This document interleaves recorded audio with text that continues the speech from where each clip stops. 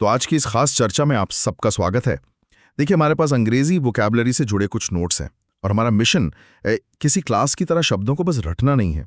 नहीं, बिल्कुल भी नहीं। हमारा मकसद है इन शब्दों के पीछे जो आइडियाज छिपे हैं उन्हें समझना। आज हम बी अक्षर से शुरू होने वाले कुछ शब्दों की गहराई में उतरेंगे। हाँ, और देखेंगे कि ये शब्द हमारे सोचने और दुनिया को देखने का नजरिया कैसे बदल सकते हैं। बिल्कुल, हम इन्हें परिभाषाओं की तरह नहीं बल्कि टूल्स की तरह देखेंगे। टूल्स, सही कहा। वो टूल्स जो हमें पर्सनालिटी, हालात और विचारों को ज्यादा प्रिसाइजली समझने में मदद करते हैं। और इसीलिए हमने इस बातचीत को 3 हिस्सों में बांटा है। हाँ, पहला हिस्सा फोकस करेगा पर्सनालिटी और बिहेवियर पर। ठीक है। दूसरा हिस्सा होगा किसी चीज की अवस्था या कह सकते हैं स्थिति पर। और आखिरी हिस्सा होगा विचारों और गुणों पर, मतलब वो शब्द जो किसी एब्स्ट्रैक्ट सोच को पकड़ते हैं। बहुत बढ़िया। तो चलिए इस भाषाई पड़ताल को शुरू करते हैं। हमारा पहला हिस्सा, जैसा आपने कहा, पर्सनालिटी से जुड़े शब्दों पर है। ये वो शब्द हैं जो बताते हैं कि कोई इंसान कैसा है, उसका स्वभाव कैसा है, उसका आचरण कैसा है। और शुरुआत एक बहुत ही पॉजिटिव शब्द से करते हैं, बेनेवलेंट। बेनेवलेंट, इसका सीधा साधा मतलब है दयालु या परोपकारी। पर ये सिर्फ दया दिखाने से कहीं ज्यादा है।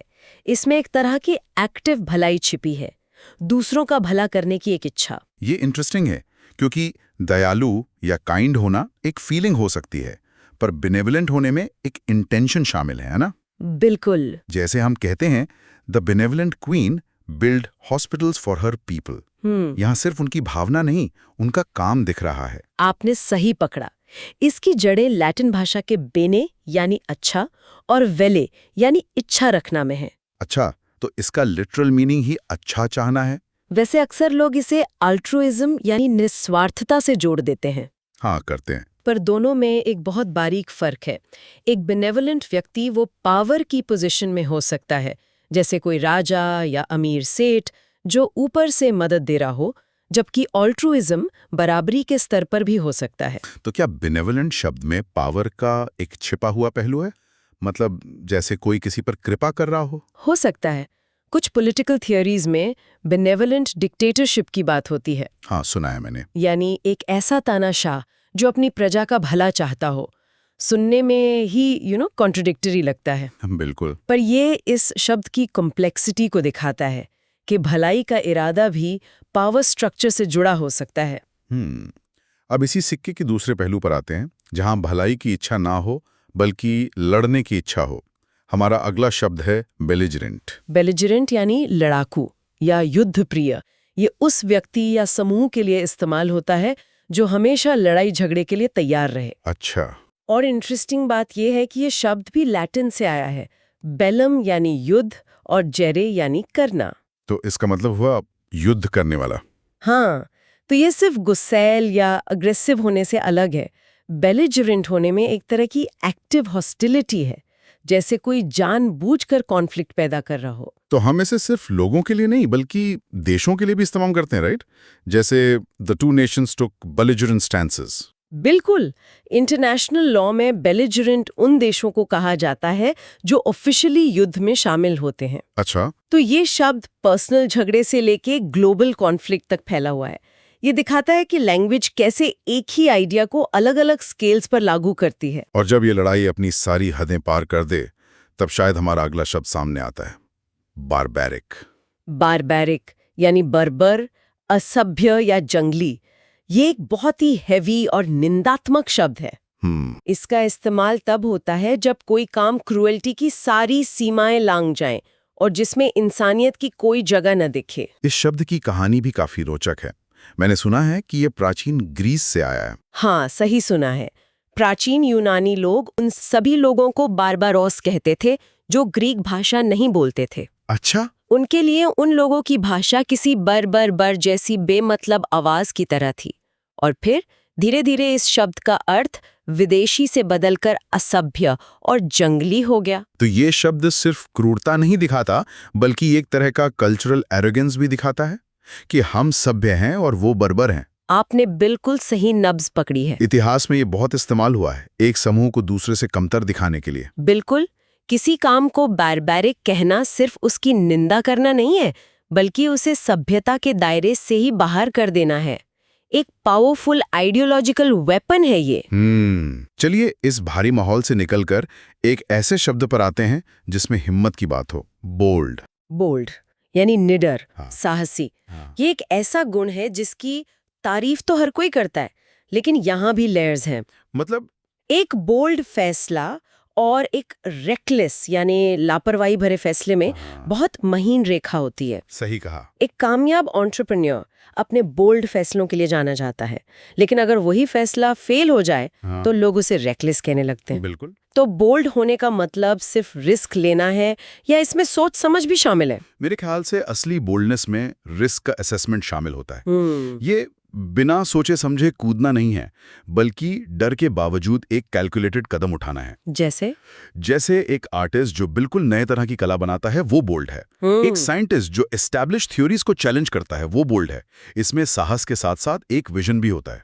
राइट। और इस सेक्शन के आखिरी शब्द पर आते हैं, जो इन सभी से काफी अलग है। बॉइस्ट्रस। बॉइस्ट्रस यानी शोरगुल वाला, उद्यमी, एनर्जी से भरपूर। हाँ, बेफिक्र और अनकंट्रोल्ड खुशी है। हाँ, इसमें नेगेटिविटी नहीं है जैसा नॉइजी या राउडी में हो सकता है। बॉइस्ट्रस में एक तरह का जीवन है, जैसे किसी जीत के बाद टीम का बॉइस्ट्रस सेलिब्रेशन। लेकिन ये सब बहुत हद तक कॉन्टेक्स्ट पे डिपेंड करता है। कैसे? जो व्यवहार खेल के मैदान पर बॉइस्ट्रस और मजेदार है, वही व्यवहार किसी लाइब्रेरी में परेशानी का सबब बन जाएगा। बिल्कुल।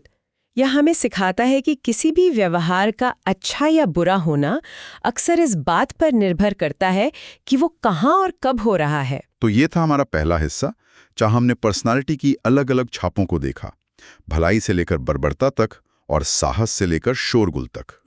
अब हम आगे बढ़ते हैं और उन शब्दों को देखते हैं जो किसी अवस्था या स्थिति का वर्णन करते हैं। हाँ, अब हम किरदारों से हटकर मंच पर ध्यान देंगे, यानी वो हालात जिनमें हम रहते हैं, चाहे वो फिजिकल हो या इमोशनल। और हमारा पहला शब्द है बैरन। बैरन यानी बंजर।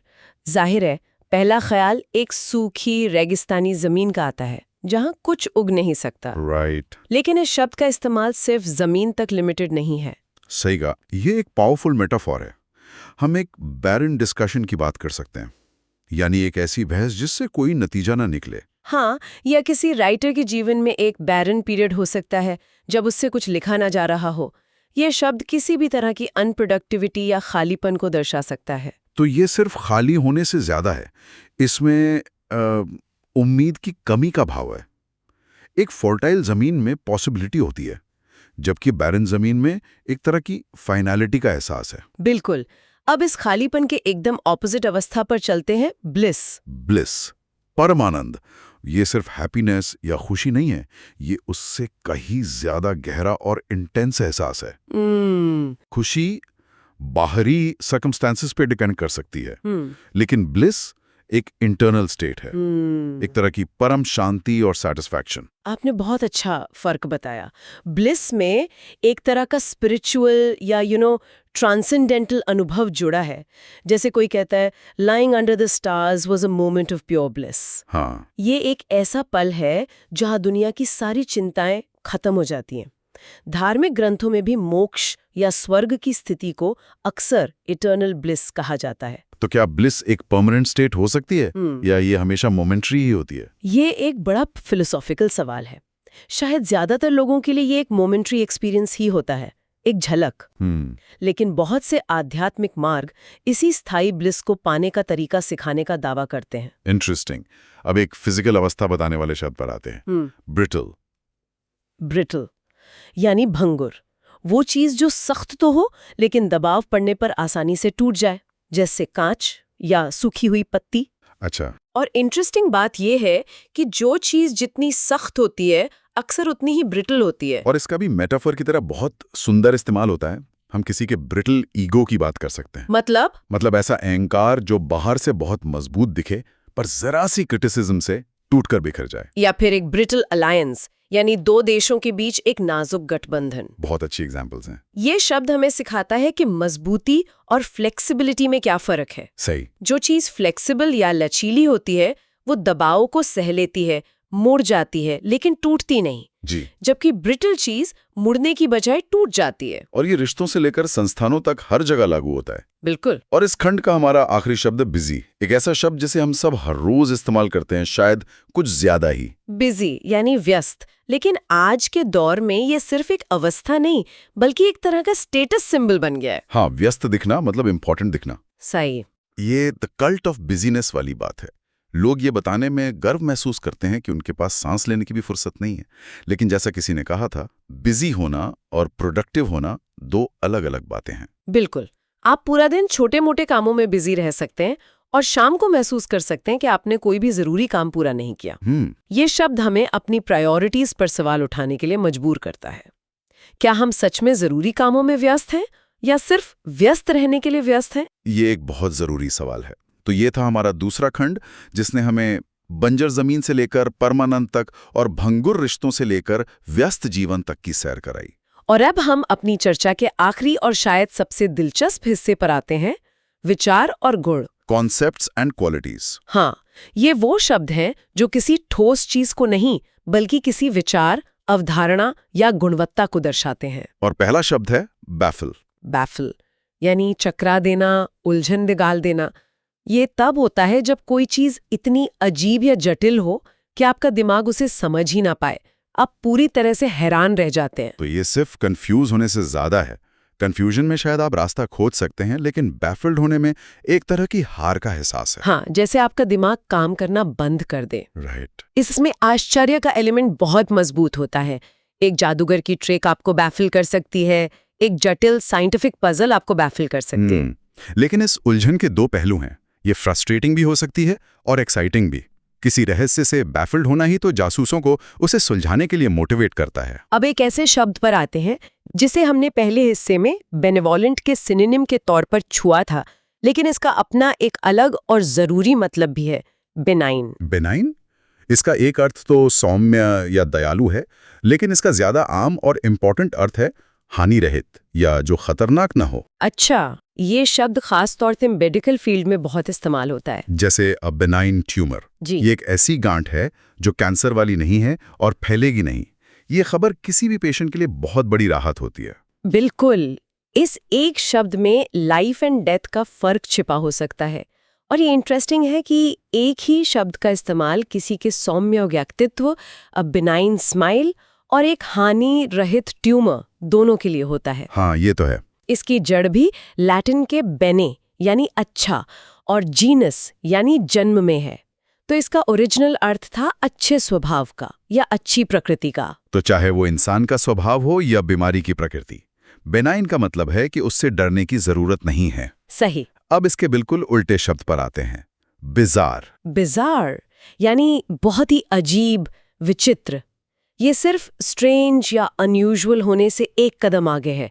बिजार में एक ऐसा बेतुकापन होता है जो लॉजिक के परे हो। किसी पार्टी में कोई ऐसा हैट पहनकर आ जाए जो चिड़िया के घोंसले जैसा दिखे, तो हम उसे बिजार कहेंगे। हाँ, बिल्कुल। ये हमारी नॉर्मल एक्सपेक्टेशन से इतना अलग होता है कि उस पर यकीन करना मुश्किल हो। और यहाँ पर भी सब्जेक्टिविटी का सवाल उठता है। एक कल्चर में जो चीज बिजार है, हो सकता है दूसरी में वो सामान्य हो। सही बात है। मॉडर्न आर्ट को कई लोग बिजार कहते हैं, जबकि कला के पारखी उसमें गहरा अर्थ खोज लेते हैं। तो बिजार की रेखा कहाँ खींची जाए, ये हमेशा एक डिबेट का विषय रहता है।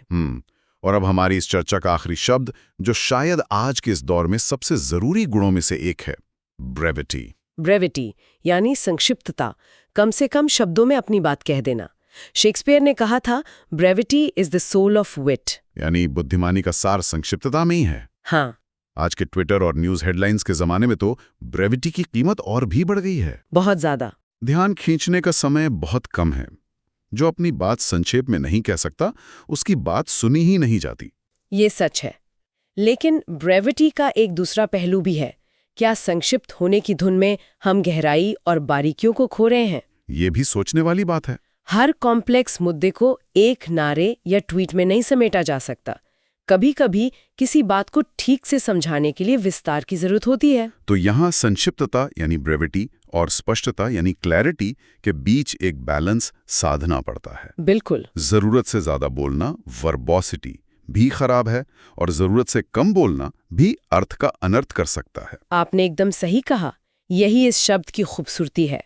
ये हमें सिर्फ कम बोलने के लिए नहीं, बल्कि सोच समझकर बोलने के लिए प्रेरित करता है। बहुत खूब। तो ये थे बी अक्षर से शुरू होने वाले कुछ शब्द, जिन्हें हमने 3 अलग-अलग कैटेगरीज में रखकर समझा। हमने अपनी यात्रा पर्सनालिटी से शुरू की, जहां हमने बेनेवलेंट की भलाई और बारबेरिक की क्रूरता के बीच के विशाल फासले को देखा। फिर हम अवस्थाओं पर आए, जहां हमने बैरन के खालीपन को ब्लिस के परमानेंट से तौला और ये समझा कि कैसे बिजी होना हमेशा प्रोडक्टिव होना नहीं होता। और अंत में हमने विचारों की दुनिया में कदम रखा, जहां हमने बैफल की उलझन, बिनाइन की सुरक्षा, बिजार की विचित्रता और ब्रेविटी की शक्ति को महसूस किया।